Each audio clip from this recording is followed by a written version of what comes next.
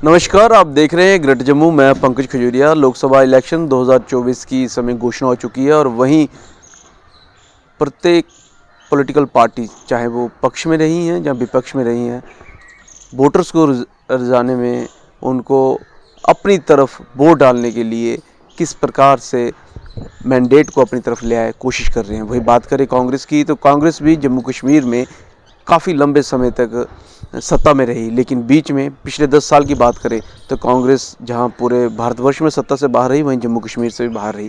लेकिन क्या वापस कांग्रेस जो है वो जम्मू कश्मीर में आ सकती है? इन सारी चीज़ों में बातचीत करने के लिए कांग्रेस के लीडर और हमारे साथ हैं नम्रता शर्मा जी।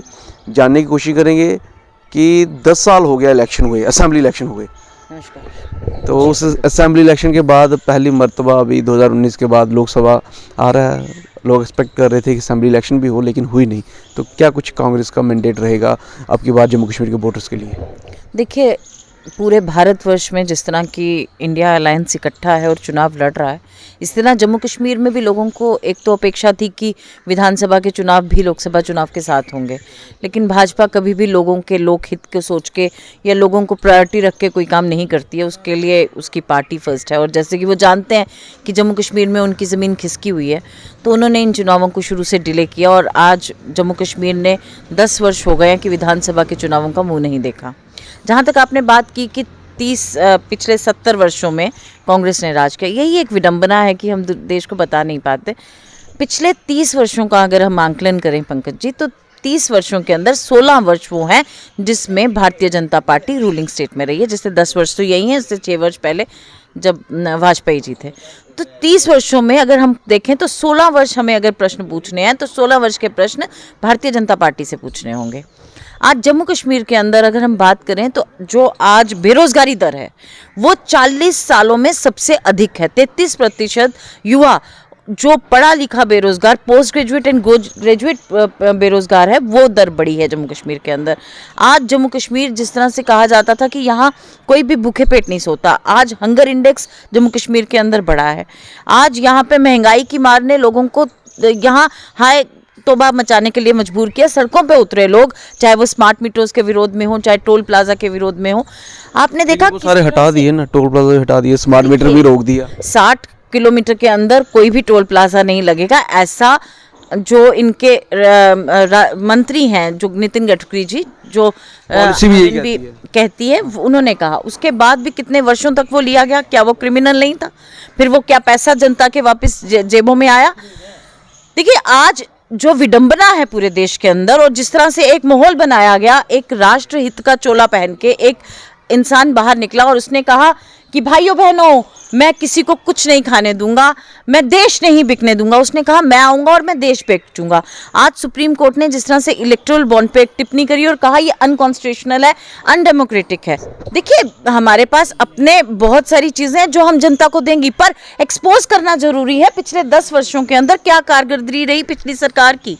आज सरकार जब चुनाव के बिल्कुल मुहाने पे खड़ी है, जब हम रिपोर्ट कार्ड मांगेंगे सरकार से कि आपने पिछले 10 वर्षों में क्या किया, तो 10 वर्षों का जब आंकलन किया जाएगा तो हम पूछेंगे ना कि बेरोजगारी जो सबसे ज्यादा बड़ी है और जम्मू कश्मीर भी उसका शिकार हुआ है, वो उसका आपने क्या किया? आप कहते थे कि आप 2 करोड़ रोजगार हर वर्ष देंगे, आप कहते थे कि आप 15 लाख हर खाते में लाएंगे, आप एक टास्क फोर्स बनाएंगे जो बाहर से पूरा जो ब्लैक मनी है उसको वापस लाया जाएगा। लखपति दीदी, देखिए पंकज जी, आपका जो आप बात कह रहे हैं 2014 की हो रखी है, लेकिन अभी जो वो मैंडेट पे बात करते हैं वो लखपति दीदी की बात करते हैं, स्टार्टअप की बात करते हैं। देखिए, इस तरह नहीं होता। जो एक प्रधानमंत्री कहता है, when prime minister speaks something, that is law. लोग उसको लेते हैं कि एक प्रधानमंत्री ने कोई वाक्य कहा है, कोई व्यक्त दिया है, तो उसका मायने है कि एक कानून तुल्य हो गया। अगर वो कहता है कि मैं 2 करोड़ रोजगार हर वर्ष दूंगा, तो इसका मतलब वो देने चाहिए थे 2 करोड़ के हिसाब से। आज 40 करोड़ रोजगार कहाँ है?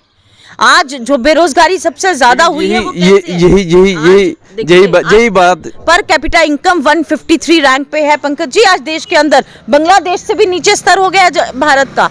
देखिए, जीडीपी की जिसकी ये बात, प्रश्न इसमें ये भी है ना, ये सारे मुद्दे जो हैं 2019 में भी लेके गई थी कांग्रेस, और लेकिन वहां मैं आपको बताती हूँ 2019 के चुनाव, आज जब इलेक्टोरल बॉन्ड्स खरीदे जा रहे का खुलासा हुआ है, तो पता चलता है कि वो इन्फ्लुएंस थे। वो कहीं ना कहीं बाइस्ड चुनाव थे, वो कहीं ना कहीं चुनाव जो थे वो निष्पक्ष चुनाव नहीं। कांग्रेस नहीं जीती इसलिए कांग्रेस नहीं जीती। आप पंकज जी देखिए, इसी तरह पत्रकारिता करते हुए जो प्रश्न मैं आपको कह रही हूँ, आप चाहते हैं कि आप उस प्रश्न को ना लें। मैं आपसे ये जानना चाहती हूँ, मैंने ईडी भेजी आपके ऑफिस में, आपने मुझे इलेक्टोरल बॉन्ड्स दिए और मैंने आपसे सारा आपको क्लीन चिट दे दी कि आपने कोई घपला किया नहीं है, तो इसमें एक्सटॉर्शन है या नहीं है? लेकिन अभी तक आपकी तरफ से, कांग्रेस पार्टी की तरफ से, या आपके जो सहयोगी पार्टी हैं, कोई भी कैंडिडेट नहीं अभी तक अनाउंस किया लेकिन गया। मैं आपसे पूछना चाहती हूँ, आपकी पत्रकारिता पे एक सवाल है। आप इलेक्ट्रॉन सवाल मेरे करना है। आप इलेक्ट्रोल बॉन्ड्स को इतने हल्के में कैसे ले सकते हैं? इलेक्ट्रल बॉन्ड को बिल्कुल, मुझे बताइए ना, आप इतना हल्के में कैसे ले सकते हैं? मेगा सुप्रीम कोर्ट का ऑर्डर आ गया, सुप्रीम कोर्ट का ऑर्डर नहीं आया, डायरेक्शंस क्या? अभी तो क्रिमिनल केस चलेगा, मामला जो है वो कोर्ट में है, कोर्ट की डायरेक्शन है। नहीं, कोर्ट ने मामला है, उनसे अभी पूछा गया है कि आपने कितना पैसा लिया, लेकिन अभी कोई क्रिमिनल केस स्टार्ट कहा कि जो आपकी वेबसाइट है उस पर भी ये सारी चीजें होनी चाहिए, इलेक्शन कमीशन की। लेकिन पहले से एसबीआई क्यों मना कर रही थी कि क्यों डाटा पूरा लेके नहीं आ रही थी? उसमें क्या, किसको बचाने की कोशिश की जा रही थी? आज भी यूनिक नंबर को सामने क्यों नहीं रखा गया? क्यों पारदर्शिता के साथ काम नहीं किया गया? क्यों एक नागरिक जो टैक्स भरता है, जिसका वो पैसा है, उसको ये पता लगने का हक नहीं कि किसने कितना पैसा दिया, चंदा दिया और किसको? तो ये मैनेजमेंट, जब मैं कहती हूँ कि कांग्रेस नहीं जीती, ये गलत बात है। कांग्रेस क्यों नहीं जीती, इसके पीछे के कारण है, कांग्रेस ने इस देश को बनाने का काम किया। आज इसरो, एम्स, आईआईटी, हम जितने बड़े बड़े डैम्स देखते हैं, ये सब जो बनाए गए थे, जो एक भारत की रूपरेखा तैयार की गई थी 200 साल जब देश पे राज किया अंग्रेजों ने, उसके बाद जब नेहरू जी ने इसका रूप रंग बनाया, तो उसके बाद जब एक देश को प्रगति के ऊपर लेके गए, ये वो रूपरेखा है जो कांग्रेस द्वारा तैयार की गई है। वो कहते हैं कि वो जो स्पीड 70 साल में थी वो उन्होंने 10 साल में दी। आप बहुत अच्छा किया ये प्रश्न पूछ के। मैं आपको बताना चाहती हूँ, जो सड़कें आज से पहले बना करती थी, वो बजट सरकार का हुआ करता था, उसमें आपकी जेब से पैसे नहीं लिया जाया करते थे। आज टोल टैक्स लगता है, हमसे एक्स्ट्रा वसूली की जाती है, फिर वो सड़क को और मेगा इंफ्रास्ट्रक्चर को, उसके लिए 14,000 करोड़ रुपया दिया जाता है कि तुम्हें ठेका दूंगा और तुम मुझे बदले में चंदा दो। तो ये इतना बड़ा घूस का मामला है, ये घोटाले का मामला है, ये भ्रष्टाचार का मामला है, जिसे उजागर करना चौथे प्रहरी का काम है। लेकिन अब कांग्रेस की जिम्मेदारी बन गई है कि वो घर घर इस चीज को पहुंचाए, क्योंकि चौथा प्रहरी तो अपना काम करने के लिए इसके लिए तैयार है नहीं। हम पे काम का क्वेश्चन किए जा रहे हैं। अच्छा, कैंडिडेट क्यों नहीं अनाउंस हो रहा? ठीक है, आपकी बात। हमारा कैंडिडेट अनाउंस्ड है। देखिए, इंडिया अलायंस एक बड़ा गठबंधन है जिसके अंदर हम जम्मू कश्मीर से बात करते हैं। मैं जम्मू कश्मीर की बात कर रही हूँ। मैं कह रही हूँ कि एक ऐसी पार्टी को हराना है जो एथिकली और मॉरली बिल्कुल करप्ट है, जिसके पास बहुत सारा पैसा है और उद्योगपतियों ने उस पर इन्वेस्ट किया है। उसको लड़ने के लिए हमें एक बहुत मजबूत कैंडिडेट की ज़रूरत है, जो सोच समझ के और आंकलन करके कि जो लोगों के बीच में एक पॉपुलर वॉइस हो, तो उसको सोचा जाएगा और समझा जाएगा। आज जो सरकार अभी हुकूमत में है 10 वर्षों से, उसने भी महाराष्ट्र के अंदर, बंगाल के अंदर, बहुत सारे एरियाज़ के अंदर अभी तक कैंडिडेट्स डिसाइड नहीं किए हैं। तो हम तो आप कर रहे हैं और आपको बहुत जल्द, आज और कल में ये सूची जारी हो जाएगी और आपको पता चल जाएगा कौन कैंडिडेट है। नए चेहरे होंगे, आपको नए चेहरे होंगे या पुराने चेहरे होंगे?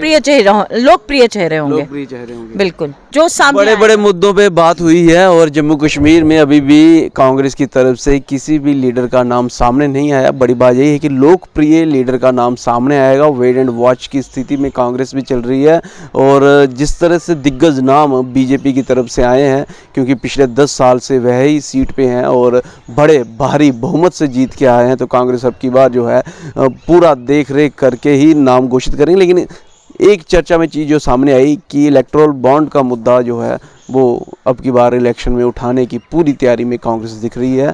कौन सी पार्टी जीतेगी, अपनी वैल्यू राय जरूर कमेंट सेक्शन में रखिएगा। देखते हैं जम्मू। कैमरा सिंह साहब, पंकज खजुरिया, जय हिंद।